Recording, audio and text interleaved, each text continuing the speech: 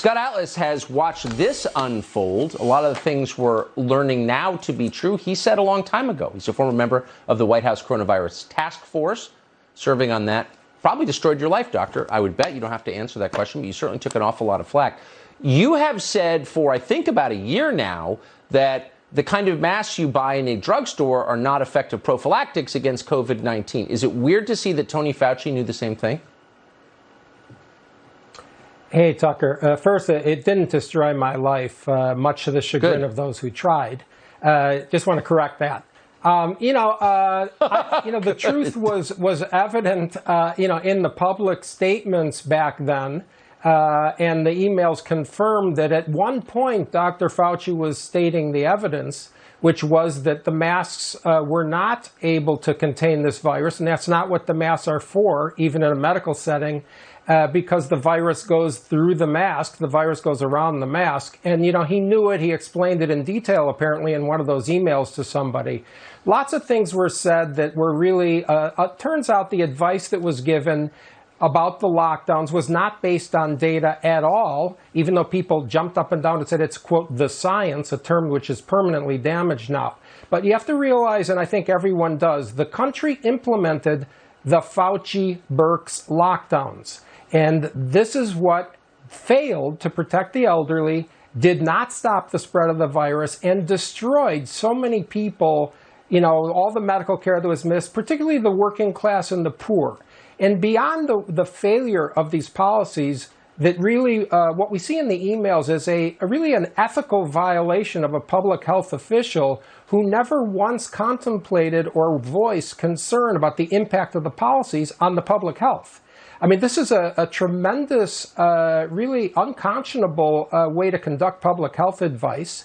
The other things that are the big issues, if I can go on, are that what happened here is that now what we're seeing here is a potential really corruption, a politicization of the science. These scientists that wrote that letter to Lancet, that may or may not have been orchestrated behind the scenes, but it sure seems like it was, stating something that was not factually true, as if it were, with an attempt to censor dissenting scientists, dissenting views. If the country accepts that sort of behavior from scientists, including journals, specifically top journals like The Lancet, this country's really sort of in deep trouble. This has really undermined the public trust in expertise, in science itself. I don't know what to say about that, except it really portends a very dark future here if we don't make these people, including the journal editors, accountable. It's bigger than Dr. Fauci, what's been exposed in these emails. Yes. I agree with that completely, because, these are people making very significant decisions. And we give them a huge amount of power to make those. They prescribe drugs, and some of them shouldn't be doing that. To the death rate quickly. Fauci said in the email to CBS News chief medical correspondent, if the total death rate, number of people infected, here's the number infected, we think, here's the number who died from the infection. If that falls below a certain threshold, he likened it to a bad flu season. It seems like it did fall below that threshold.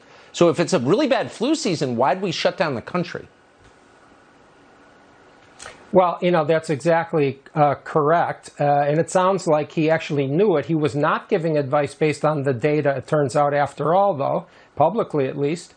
What we see here is a virus that has far higher risk for a certain subset of people, very old people, particularly frail people with comorbidities, much worse than the flu. But for the people who are younger, and particularly children, is much less dangerous than the flu.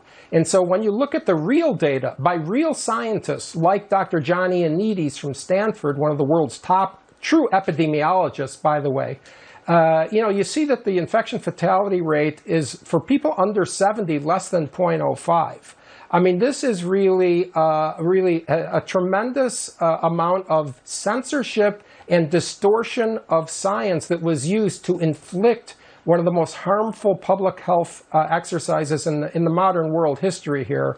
And, there should be some accountability. But the first and most important thing is to reveal and expose the truth, which we know has been missing for this entire pandemic. And the people who did speak the truth, myself included, were pilloried for speaking the truth because it went against what the conventional narrative was. This can never be repeated. I think we really have to pay attention to this.